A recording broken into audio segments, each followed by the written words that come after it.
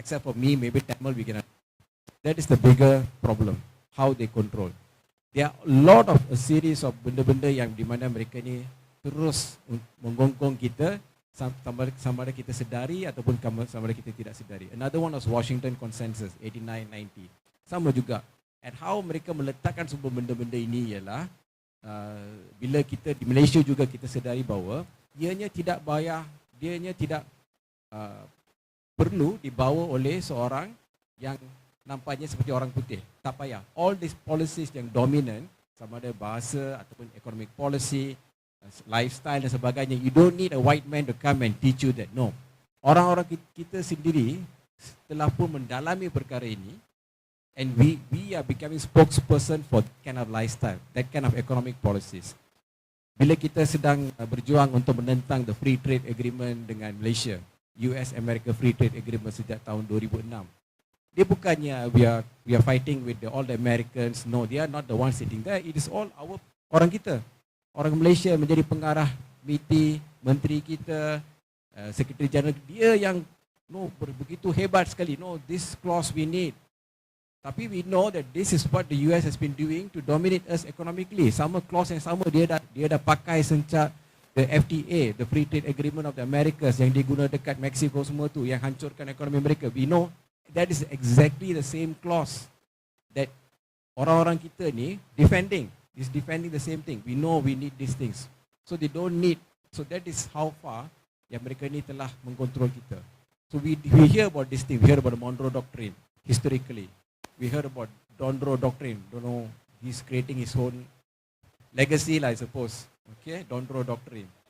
But there's a lot of other things yang mana mereka ni is influencing kita. So sebahagian besar daripada tata cara ekonomi kita dan cara hidup kita and what we do is already dah masuk, dah menyeludupi, dah menyelami semua yang telah dibawa oleh mereka. And we have to decolonize from here.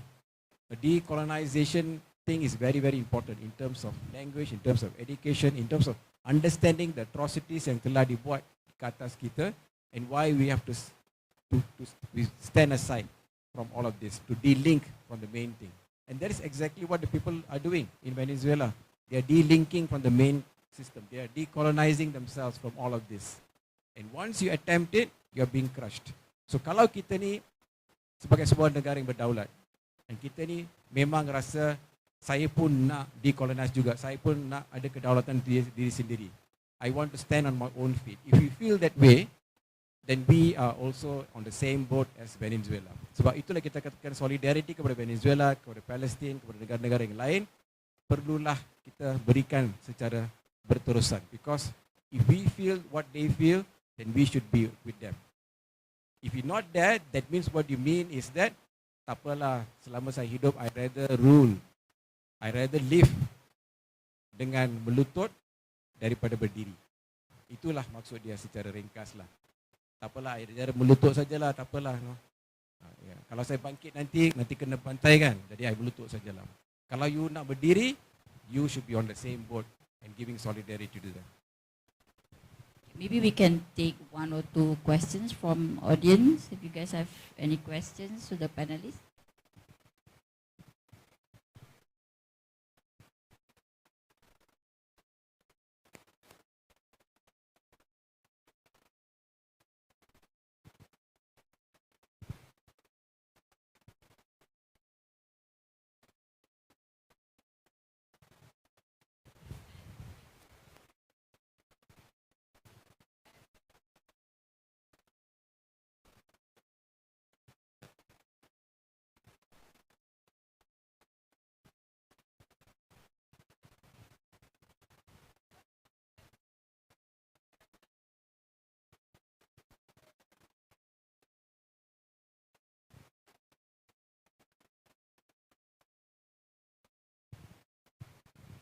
I think Kerala is an important example.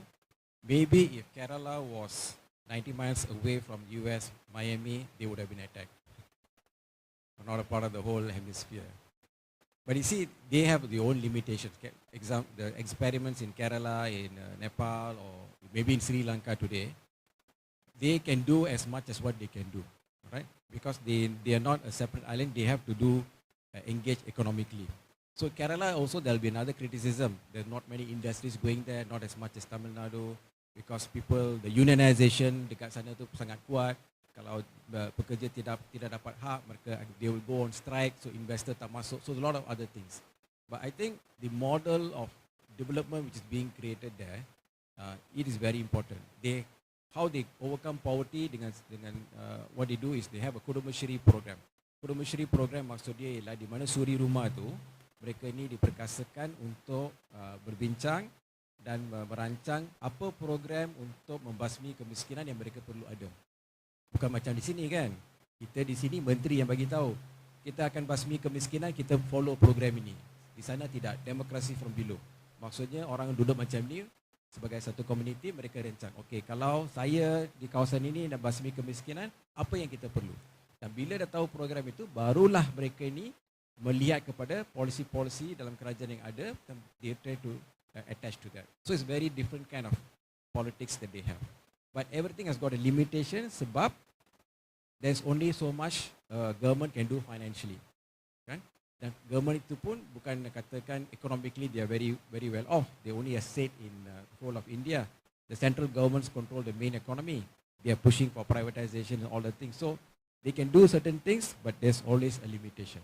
So that is why I think what Venezuela was exactly what they were doing. Mereka dah tahu dah secara seorangan to survive is difficult. So they use the oil money untuk membentuk ALBA. ALBA itu maksud dia adalah satu inisiatif untuk membantu semua negara-negara yang lain dengan menggunakan sumber minyak yang ada di Venezuela. ALBA is basically the Bolivarian alternative for the Americas. Satu yang alternatif kepada the free trade agreement yang US bawa. So instead of trading secara barangan melalui free trade agreement dengan semua klausa-klausa yang tak boleh pakai itu, mereka ni bertrade secara barter trade. Maksudnya Venezuela akan memberikan sebilangan tong minyak kepada Cuba. Cuba pula hantar dia punya doktor dia ke Venezuela untuk membuat operation secara percuma. No surplus value added, no monetary used, no US dollar used, nothing. You give me something, macam hari raya lah kan. Kita bagi kuih dekat sebelah rumah. Mereka pula hantar ayam rendang, like that lah. So both of us we can prosper. So this is a new model, and that is exactly what you can see what is Trump doing now. Kan? He says Venezuela, lepas tu dia cakap pasal Cuba pula. Because they know these are the big centers that can make this kind of alternate model go on. And they want to destroy everything.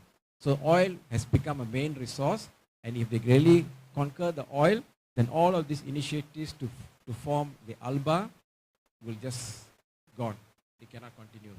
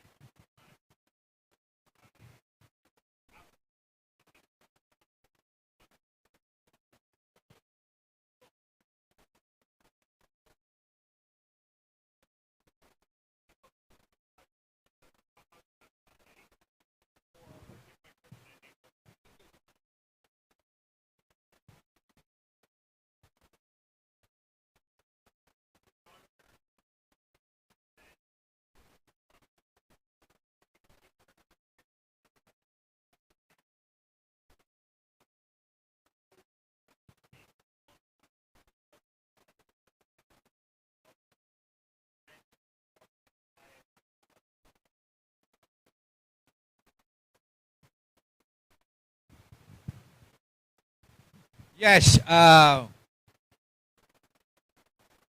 the film is a propaganda. Semiotically, it's against American imperialism. I make no apology for that because I'm a filmmaker myself. If I make film, I will say, fuck you, Donald Trump. Fuck you, America. Fuck you, America, North America. It's clear as that. So there's no need to apologize, no need to say that it's biased. No. I also worked for the BBC once upon a time, who tried to pretend interview this guy, interview that guy. No, I'm not.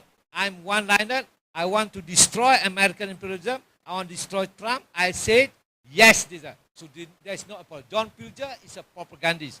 He used to sue Henry Kissinger because he accused Henry Kissinger as a murderous warmonger who bombed Indochina, who bombed with the napalm, who used what's the green, what the napalm, the other one, the green, the orange, Agent Orange, soda, and that is John Pilger. I salute him, the late John Pilger, because honest.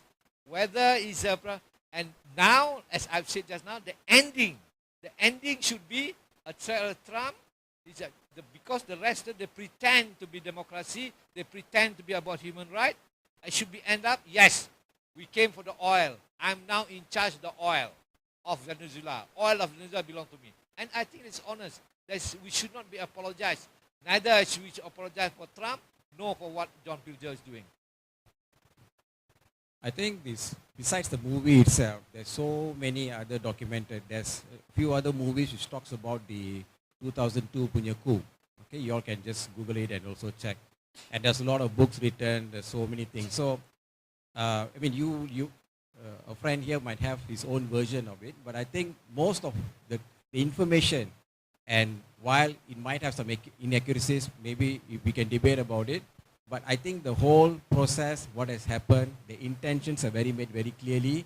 And like I said, besides the movie, ada banyak buku-buku yang ditulis, a lot of documents, a lot of other movies have also talked about the same thing. So we know what is happening. I mean, we don't have to go to Latin America lah. Kita tengok dekat sini pun what the British has done to us also we know, kan? How the Agent Orange was used here first before in Vietnam, the Batang Kali massacre. We know this thing. We have experienced it. Our forefathers talk about it. And we know all the resources which have been extracted from us, how the whole of Malaya has been converted to oil palm planting. We know all this.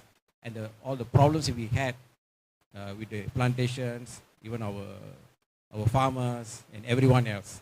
So we know these things. So I think we don't really, but sometimes this is also a problem with the global left also lah. How they sort of nitpick, nitpicking.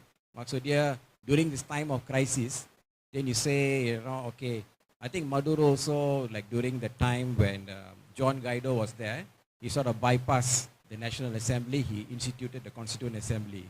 Oh, there's no democratic and all that. But do you know that in Venezuela, they had more elections in the last 20 years compared to any other country? Because they have elections for everything. State level, provincial level, local council level. They have so many referendums. The first thing that Chavez did, bila dia masuk kerajaan itu, in December 1998, he did a referendum immediately to make sure that the constitution was changed and everything. So they go to people's voice to get people's mandate so very often. And their system is very, very different. Not like here, kita 5 tahun sekali, lepas tu duduk diam. Kan? No, their political process tu secara berterusan. So these are things that people don't talk about. The second thing we don't talk about, we talk about, Maduro did this, why the economy is so bad, they don't know how to use the oil money. But even so many papers, even written by the mainstream people like Jeffrey Sachs and all that, they talk about the sanctions in Venezuela, which exactly made the economy scream. You punya minyak, you tak boleh jual. Orang luar punya minyak tak boleh beli. You cannot buy your drugs, you cannot buy this. I remember when I was talking to some people from the Venezuela embassy before COVID, they were without salary for 6 months. You know why? Because the international banking system is controlled by America, the SWIFT system. So even though they got money, Caracas cannot send them salary. Here also they cannot go there. So one of the ambassadors, one of the officers has to fly somewhere to a third country, carry cash. Crazy. Okay, it's like that. That is how much of control and this is how much of suppression they are facing. And yet they try to survive. And yet they try to live like what Chavez was saying. Live with dignity. Tak mungkin lah they will find all these big cars running around. You go to Cuba, you'll be like living in 1960s.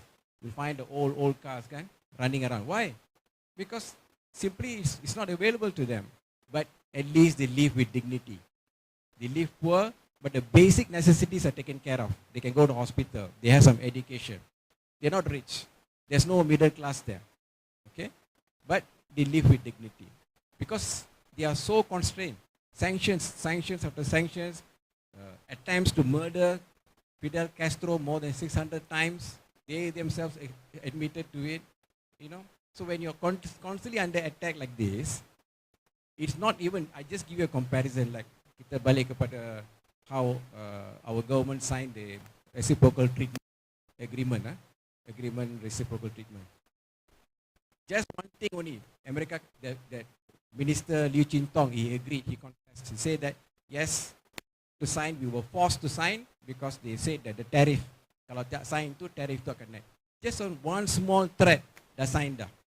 And imagine these countries which have been going for decades and decades of attack, how do you build the economy? Not easy. And we are always looking at, oh, they never do this, they never do that. We go to their supermarket shelves, semua dia kosong. Because we are so involved in the Western lifestyle. Kita nak pergi sinilah, sana lah, pergi mamak lah, pergi holiday kan. Bila end of the week, we want to go and see a movie, we want to go to the mall. We're so used up. So when you go to countries like this, we see nothing there. Absolutely nothing. Except the bare minimum. And we think that, wow, so bad on communism. So bad on socialism. You understand? But those people maybe got more dignity than us. Probably.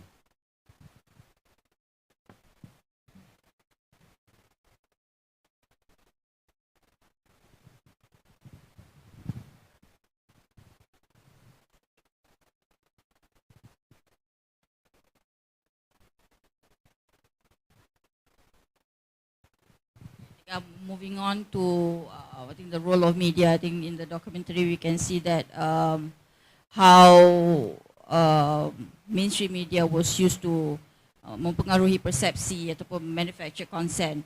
But right now naratif sekarang dikuasai oleh algorithm, social media, even AI.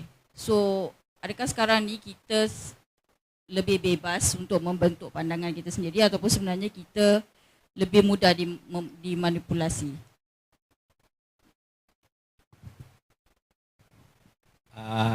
This one I am unable to respond intelligently because I come from generation what I call myself gatek. Gatek ini gagap teknologi. So until and unless I have read completely and I understood apa yang dia cakap tu, algorithm ke AI ke, I'm now in the process of reading all these things that I'm not so sure what is the effect of all these things on a person, you know, whether it affected me or not. But one thing for sure, I know, saya tahu bahawa saya ada akses kepada maklumat, memang banyak-banyak maklumat. Bertimbun-timbun maklumat, you are really saturated, almost drowned with information. But then there's information, dan kita juga tidak tahu mana sebenarnya kebenaran, mana sebenarnya fake news. So these are that. And I'm not sure whether, but one thing, yes, I always thank Ronald Reagan kerana dia yang membebaskan internet ni daripada dominasi yang dimiliki oleh militeri. Orang ingat internet ni siapa, Bill Gates punya kan? Silap. Internet ni sebenarnya adalah milik askar Amerika. Tahun 60-an lagi dah ada. Di Amerika telah menggunakan internet ini antara komunikasi askar A dengan askar B, camp A dengan camp B, daripada Washington DC ke New York, semua dah ada. Tapi apabila telah berlakunya apabila ending up of the Cold War, maka Ronald Reagan dan Ronald Reagan dengan Gorbachev telah bersalaman, maka internet dibebaskan, maka datang Bill Gates ni tak campur paut. Oh, dia ni yang menjual belikan internet. Orang ingat internet ni bukan. Internet ini is a military American, the project the developed by the American military. This is part of the military industrial complex. Jadi tapi AI semua ni, I must back to decline because I'm not so sure, as I said just now, saya ni generasi gatek. Saya tak tahu banyak perkara dan saya tak berani jawab kerana saya tidak mempunyai kemahiran, keilmuan tentang tu.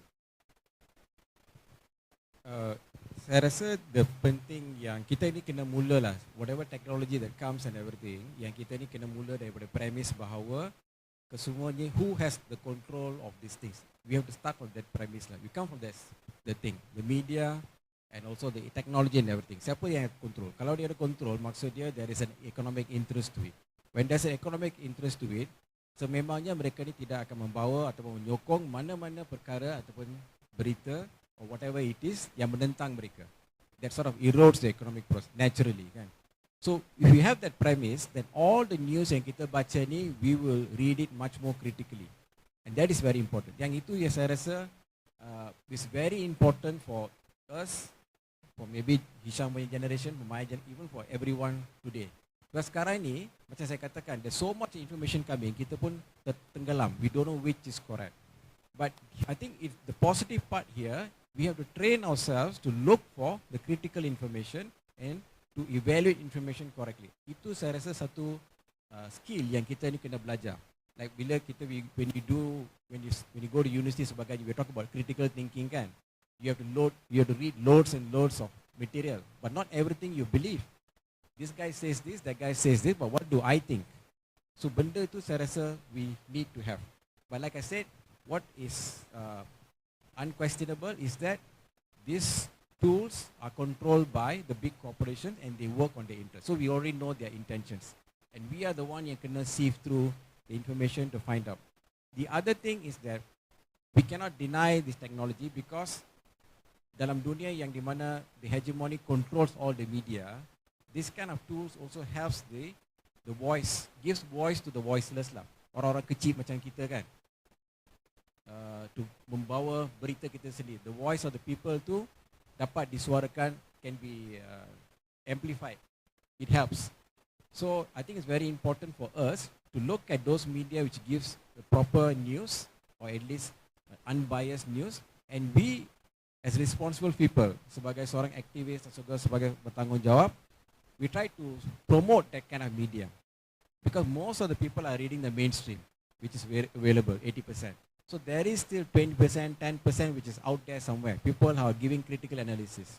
The last thing I want to say, bagi kita, for the young people, always read news not as news on that day. It's not present. Every news has got historical context. Kan? Kalau benda ni berlaku pada satu country itu, there is a historical context to it. Apa yang berlaku. So must always be viewed within that thing. If you just read things as they are, then we cannot understand one, we make the same. Always understand what is. Sebab itu history is very important. Kan? Once you read history, history is not something which is static, not dynamic. No, history is very dynamic. Because that teaches you how to understand today's world. And kita kena terus membaca benda-benda ini. Kalau kita tak tahu benda ini, we don't know the character of this person who's saying this, then we are completely making a wrong assumption. And that is very, very bad. Okay, I think we need to wrap up. I think my last question, I think earlier Hisham was quite pessimistic. He said that things will get worse lah. Lepas ni kan, like the next 3 months that America will hentam everywhere, Greenland, Iran, Cuba. So what can we as ordinary Malaysian navigate this to get prepared for the upcoming situation? Okay, I sound very pessimistic because I can foresee the coming of the big war, the decline of the American dollar, and as the American dollar decline, American under Trump will be more brutalized, you know. So this is going to happen. So kita sebagai warga negara ini harus bersedia kerana apa yang berlaku di Venezuela itu berkemungkinan berlaku di Malaysia, telah berlaku di Indonesia, telah berlaku di Vietnam, di mana tu. Jadi so we must be aware what is going to happen soon. At the same time, watch carefully what's happening. There are 2 things you have to watch. One, you have to watch the global news. Dan dari satu lagi, kita juga harus lihat apa berita-berita yang berlaku di Malaysia ini. Seperti kawan kita ni cakap tadi, you must read it with critical mind. Kenapa tiba-tiba pula, bekas Panglima pakai baju oren, Ketua Angkatan Tentera pakai baju oren, ini pakai baju oren, askar sana mah. Tetapi tiba-tiba politikus yang ada bukti, hari ini beritanya, politikus yang ada bukti video ambil duit rasuah dibebaskan, naik pangkat, kerja GLC. So you have to be very critical. Kenapa bekas Panglima pakai baju oren? Kenapa Panglima itu pakai baju oren? Kenapa politikus bebas? Ini persoalan. Dan saya nak katakan, askar sekarang di Malaysia, askar sekarang ni among the military, they are very upset. They are very upset, askar kita upset. Kenapa dia upset? Karena kenapa politikus bebas, kenapa askar dipakaikan baju oren. Dan memakaikan baju oren ini juga satu kesalahan. Kerana baju oren ini menunjukkan dia dah jadi banduan. Mereka ini belum lagi jadi banduan, belum dibuktikan salah. Jadi tak boleh pakai baju oren. Faham tak? Tapi kenapa baju oren? Dan kenapa Zahid Hamidi tidak pakai baju oren? Kenapa siapa nama dia, Najib tak pakai baju oren? Kenapa Syatu Bung Mokhtar dulu tak pakai baju oren? Dan kenapa tentera pakai baju oren? So, perkara ini harus dipikirkan juga dengan fikrah yang kritikal. What will happen in the very near future? I think very sooner than later, lebih cepat daripada lambat, ialah Iran akan diserang. Dan apabila Iran diserang, kita bersedialah.